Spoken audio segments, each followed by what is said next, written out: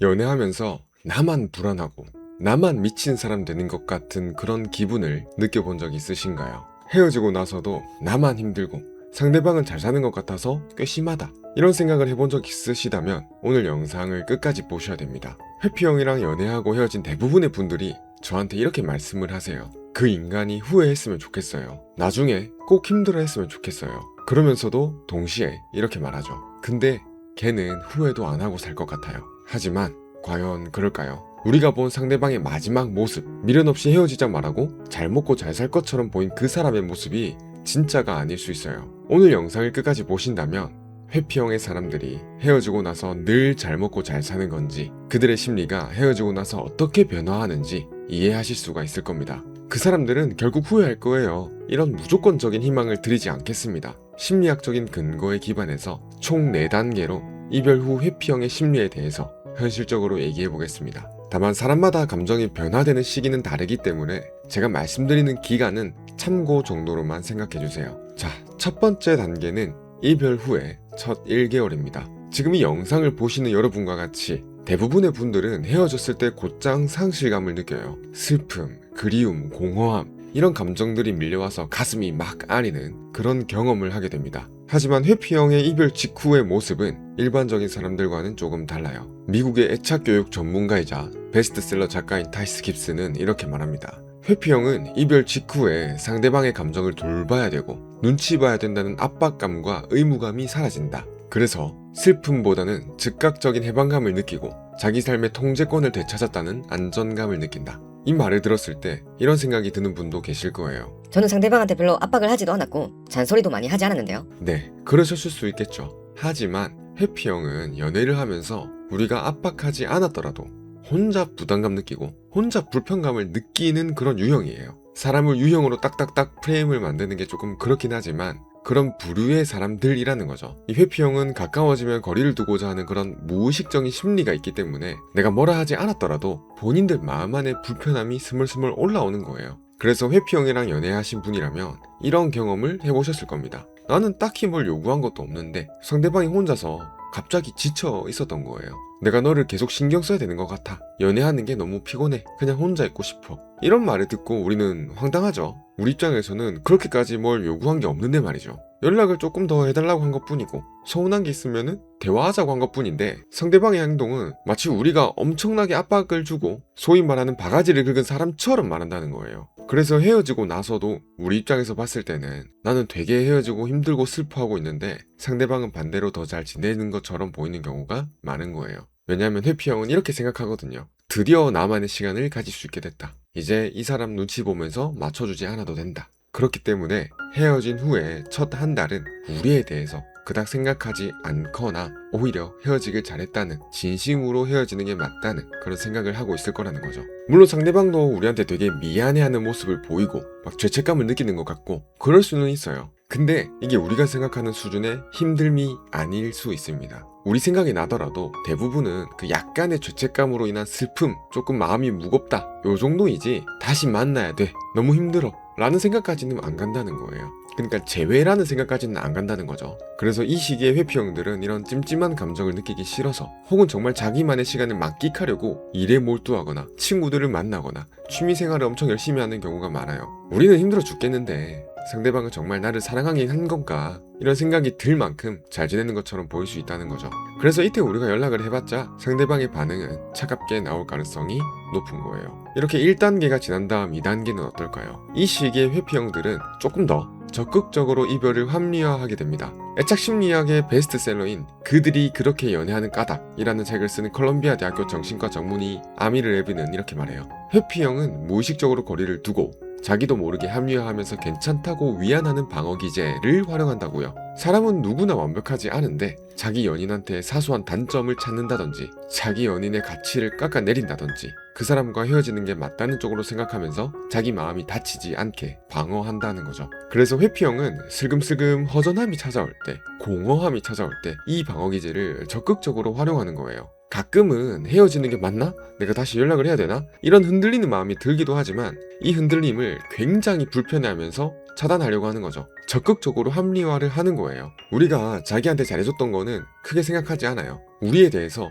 마음에 안 들었던 거를 하나하나 기억 속에서 끄집어내가지고 얘는 이래서 별로였고 저래서 별로였고 이런 식으로 평가하면서 결국에는 그래 헤어지는 게 맞아 이렇게 합리화를 한다는 거죠. 근데 많은 분들이 힘들어하는 지점이 여기이기도 해요. 회피형이 이렇게 합리화를 할 때 아예 없는 얘기를 지어내진 않거든요. 우리가 딱 한 번 나눈 대화를 가지고 그걸 근거로 이별 이유를 만들어내기도 하고, 우리 입장에서는 그렇게 심각하게 얘기를 나눈 게 아닌데 상대방은 그걸 또 끄집어내가지고 나는 이래 상처받았어, 너한테 실망했어, 이런 식으로 이별의 근거로 사용하기도 하거든요. 이게 완전히 거짓말은 아닌데 과장이 섞인 거죠. 상대방이 나한테 이런 이별 이유를 얘기를 하면서 이런 것 때문에 나는 힘들었고 헤어지는 게 맞다 라고 해버리면 어떨까요? 우리는 그 말을 고지고대로 믿어버리게 되는 거예요. 내가 아예 안 했던 말은 아니기 때문에, 아예 없었던 일은 아니기 때문에 내가 너무 상처 주는 말을 해버렸구나, 내가 정말 잘못했구나 이렇게 생각하게 돼버리는 거죠. 그래서 이때 내가 진짜 한 말은 맞으니까 사과해야 되는 거 아닌가? 내가 조금 더 그 사람 마음을 보다듬어줘야 되는 거 아닌가? 이런 생각들이 들 수가 있어요. 근데 만약 상대방이 이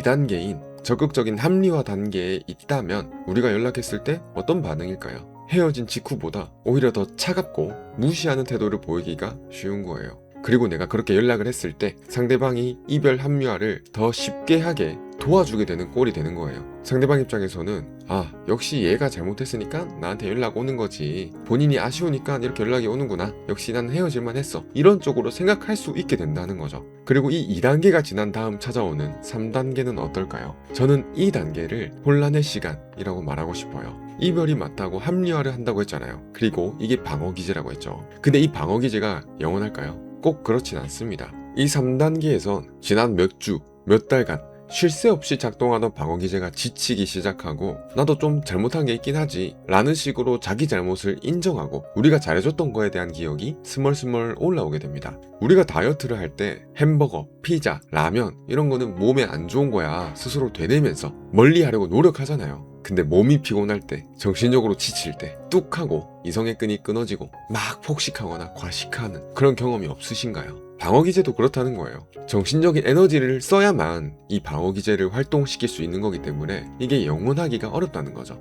하지만 이런 단계에서도 여전히 우리한테 연락을 안 할 수가 있습니다. 자존심이 세거든요. 혹은 자기가 회피해온 그 거절감, 버림받을 것 같은 그런 불안함, 죄책감, 이런 감정들을 다시 느끼기가 싫거든요. 그래서 이미 늦었어, 어차피 다른 사람 만나고 있을 거야 라는 식으로 연락해서는 안 된다 라고 스스로를 설득하는 거죠. 그러면서도 우리의 카톡이나 인스타를 엄청 염탐하게 되는 겁니다. 나 없이도 잘 지내나? 행복한가? 요걸 확인하려고 하는 거죠. 근데 이때 이런 생각이 들 수가 있어요. 이 사람이 마음이 흔들리고 있다면 우리가 지금 연락해야 되는 거 아닌가요? 맞습니다. 연락을 하면 그 사람 마음이 흔들릴 수는 있어요. 근데 중요한 건 그 사람이 마음이 흔들리는 거랑 다시 나와의 관계를 시작하겠다는 그 의지가 있다는 거는 전혀 다른 얘기예요. 회피형은 이 시기에 우리를 그리워하면서도 또 동시에 다시 만나가지고 또 가까워지고 이렇게 되는 건 부담스럽고 불편할 수가 있다는 거예요. 그래서 우리가 먼저 연락하면 순간적으로 반갑고 또 흔들리다가도 근데 다시 시작하면 또 힘들 거야, 어차피 또 예전처럼 바뀔 거야, 나는 할 만큼 했어, 이런 식으로 그 합리화를 하고자 하는 그 방어기제가 올라올 수 있다는 거죠. 그래서 오히려 이때는 상대방이 스스로 우리를 궁금해하고 우리를 그리워하고 본인이 내가 정말 잘한 선택이었나 이거를 고민하게 왔다 갔다 하게 두는 시간이 필요할 수 있다는 거예요. 그래서 쉽게 말해서 마음이 흔들리기 시작했다고 바로 내가 이때 타이밍이다 싶어가지고 연락을 해가지고 이런저런 대화를 꺼내는 게 아니라 그 흔들림이 조금 더 커질 때까지 그런 시간을 주는 거예요. 자, 그럼 이제 이 시기가 지나고 나면 어떨까요? 이 혼란의 시기가 지나게 되면 이때부터는 크게 두 가지로 갈립니다. 하나는 이제는 진짜 괜찮아져서 잘 살던지, 다른 하나는 후회하면서 미치던지, 요 두 개 중에 하나가 되는 거예요. 제가 방금 얘기해드렸던 3단계가 회피형들이 갈팡질팡 자기도 힘들어했다가 괜찮아졌다가 왔다리 갔다리 하는 그런 혼란의 시기라고 말씀드렸잖아요. 근데 여기서 괜찮아지는 쪽으로 회복이 되면 막 행복하거나 막 슬프지도 않은 그냥저냥한 상태로 돌아오는 거예요. 우리랑 연애하기 이전에 잔잔했던 때로 돌아가는 거죠. 솔직히 말해서 이 단계에서는 상대방이 우리를 거의 생각하지 않을 겁니다. 그냥 추억이나 기억 속에 하나로 남는 거죠. 그냥 평소 하듯이 일하거나 공부하고 사람들도 만나고 새로운 사람이랑 소개팅도 하거나 데이트를 할 수도 있는 거죠. 이때 우리가 상대방한테 연락한다면 상대방은 완전히 괜찮아진 게 보이고 시간이 많이 흘렀음에도 불구하고 철저히 선을 끊는 그런 태도를 보일 거예요. 당연하죠. 그 사람들은 본인의 현재 생활에 만족하니까 나와의 관계에 뭘 더 후회하거나 찝찝하거나 한 게 그런 게 없으니까. 하지만 만약 상대방이 혼란의 시기를 잘 극복하지 못했다면 어떨까요? 그러면 나와의 연애를 그리고 나라는 사람을 이상화하기 시작합니다. 쉽게 말해서 좋았던 순간을 더 기억하고 부정적인 감정은 훨씬 더 줄어들기 시작하는 거예요. 이거는 회피형 애착 연구에서 반복적으로 나오는 패턴이에요. 이때 상대방은 생각해보니까 그 사람은 꽤 괜찮았던 것 같은데 우리가 또 좋게 잘 만나던 그런 시간들도 있었는데 연락하면 어떻게 될까? 이런 싱숭생숭한 마음이 계속 떠오르게 되는 거예요. 회피형이 연락을 하거나 본인의 마음을 티를 낼 수 있는 그럴 가능성이 가장 높은 단계가 바로 이 시기예요. 만약 이때 상대방한테 연락이 온다면 우리는 어떻게 하면 좋을까요? 나도 널 기다렸어. 이렇게 내 진심을 보여주면서 상대방이 감동하게끔 그렇게 만드는 게 방법일까요? 물론 그것도 하나의 방법이 될 수가 있겠죠. 하지만 하고 싶은 말이 많더라도 우리는 한 템포 쉬고 잘 생각해 봐야 돼요. 왜 상대방이 연락했는지 말이죠. 회피형들은 아직 우리가 본인을 신경 쓰는지, 아직 본인한테 마음이 남아있는지 그거를 확인받고 싶어서 연락을 하기도 하거든요. 혹은 책임은 지지 않으면서 내가 본인을 좋아해준다는 느낌, 잠깐 대화하면서 느끼는 그런 안정감, 요 정도의 감정만 느끼기 위해서 연락했을지도 모르거든요. 근데 이런 마음을 모르면 우리는 다시 만날 가능성만 생각하고 긍정회로만 돌리게 되는 거예요. 반면에 회피형은 마음만 먹으면 언제든지 우리한테 다시 돌아올 수 있다는 그런 안정감만 느끼고 떠날 수가 있다는 거죠. 물론 이런 경우에도 회피형들은 진짜 나와의 대화가 즐겁고 간만에 봐서 반갑고 그런 기분 좋은 감정들을 느낄 수가 있어요. 근데 동시에 이런 생각도 자동적으로 떠오르는 겁니다. 다시 만나면 내가 또 부담감을 느끼겠지? 책임지고 연애하려니까 벌써 불편해질 것 같다. 이런 생각이 자동적으로 떠오를 수가 있다는 거죠. 그래서 대화를 길게 할수록 상대방의 텐션이 점점 죽어가거나 아직 우리가 본인을 좋아한다는 감정적인 확인이 됐을 때 바로 또 멀어지게 되는 거죠.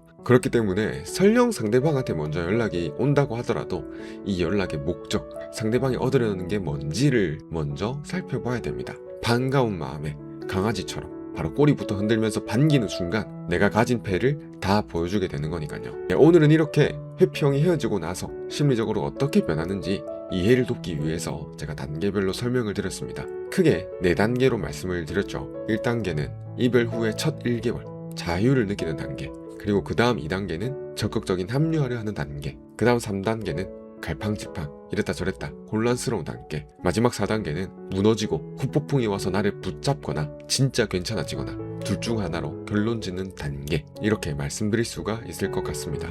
물론 회피의 형도 이별한 뒤에는 상실감을 느끼긴 해요. 하지만 자기가 무엇을 놓쳤는지, 어떤 가치를 잃어버렸는지, 자기가 한 잘못은 뭔지 이런 것들을 완전히 이해하기까지는 꽤 시간이 걸린다는 거예요. 몇 달이 걸리기도 하고 몇 년이 걸리기도 해요. 제 회피형 내담자 중에서, 그러니까 본인이 회피형인 내담자분들 중에서 40대인 분도 계셨는데요. 이분이 20대 30대에도 다 연애를 해본 경험이 있으시거든요. 근데 이제야 40대가 돼서야 본인이 과거 연인들한테 했던 실수들을 인정하고 잘못을 깨달았다고 말씀하시기도 하셨어요. 그만큼 시간이 걸릴 수도 있다는 거죠. 그러니까 회피형들의 감정의 변화 단계는 당연히 사람마다 다르기는 하지만 당장 우리가 이 사람의 마음이 바뀌면 좋겠다라는 생각을 가지고 어떻게든 흔들려고 뭔가를 노력한다는 것, 적극적으로 연락을 한다든지 붙잡는다든지 막 자존심을 부린다든지 이거는 그냥 내 욕심에 지나지 않을 수 있다는 거예요. 그래서 제가 오늘 말씀드린 영상의 내용들을 잘 참고하셔서 앞으로 어떻게 하면 좋을지를 잘 생각해 보시면 좋겠습니다. 네, 오늘 영상은 여기까지고요. 이번 영상이 도움되셨다면 좋아요나 구독 둘 중에 하나만 부탁드리겠습니다. 행복하시길 바랍니다.